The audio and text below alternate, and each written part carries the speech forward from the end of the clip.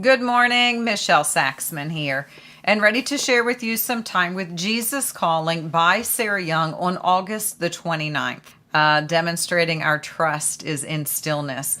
And when I read this about sitting quietly, putting aside worry and the to-do list, that to me is really kind of this meditation time. I call it meditation. If you call it something else, please put it in down below. Prayers are when I take petitions, but there is also a need for us to kind of prime ourselves toward peace. As soon as we can get out of bed and what do we say? Our feet hit the floor running. There is so much busyness and doing that this world can be incredibly overstimulating. But he says, set your energy center toward me. That's what it said. It will dissipate. All these countless unnecessary activities will dissipate your energy. But we can set our energy center on him toward peace and then allow things to unfold. When we start out looking at all the doing of the day, we will feel tired even before we get started. At least that's the way it can be for me some days.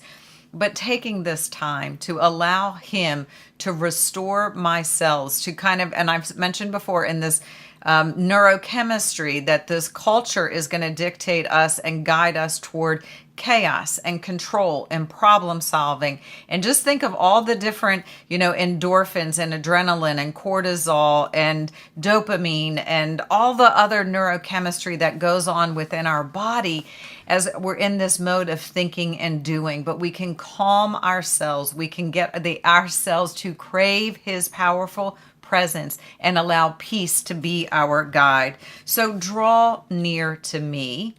Be still, be quiet, quiet that mind. Take those deep breaths. Allow our cells, every cell, to begin to crave his powerful presence.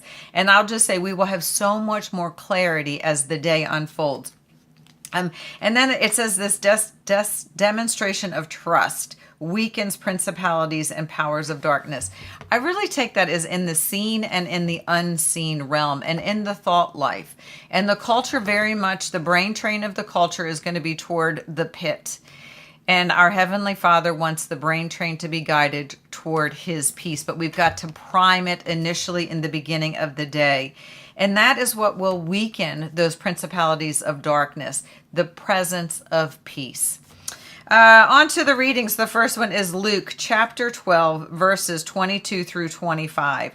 Then Jesus said to his disciples, "Therefore I tell you, do not worry about your life, what you will eat, or about your body, what you will wear. Consider the ravens. They do not sow or reap. They have no storeroom or barn, yet God feeds them. And how much more valuable you are than birds? Who are you by worrying can add a single hour to his life?" Even in our prayer time, I think this is about coming to him with positive expectations, not coming with worry, but coming with trust. That's how we demonstrate our trust. We sit still, we allow him to restore our soul, then we step out into this day to be in this world, but not of this world, knowing that he is our true source of energy and discernment, and that we can pray and come to him from a place of worry and doubt and fear, or we can come to him from a place of trust and confidence. The next reading is Ephesians chapter 6, verse 12. "For we do not wrestle against flesh and blood, but against principalities, against powers, against the rulers of the darkness of the age, against spiritual hosts of wickedness in the heavenly places." You guys, to me, that is our thought life. That is in the unseen realm when we are drifting toward doubt and fear. I've mentioned the brain train of the culture, regret, remorse, blame, and shame. That tends to be when we're in the reverse mode and we're looking back, not for lessons and blessings, but to replay a tape. Or it can be the brain train of the culture going forward with worry and anticipation and anxiety and uncertainty and doubt. Comparing, complaining, all of that taking place. And our Heavenly Father says, put all of that to rest. Those are the spiritual hosts of wickedness and darkness. But he says, I will be that light, that guide of peace. And the final reading is Proverbs chapter 16, verse 3. Commit to the Lord whatever you do, and your plans will succeed. And again, He knows the plans He has for us, the plans to prosper us beyond anything that we can even fathom. So I invite you today, take a few moments of stillness and in silence. Choose Him as your business partner, your partner in whatever it is that you have to do today, errands, doctor visits. Invite Him into those moments. Invite His calm. And again, just set your energy center toward Him with trust and peace. And then just see what happens. Building that bouquet. As soon as we set the intention, He shows up in a glorious way. So y'all have a super blessed day. Stay connected to the vine, and I will talk to you soon. Bye-bye.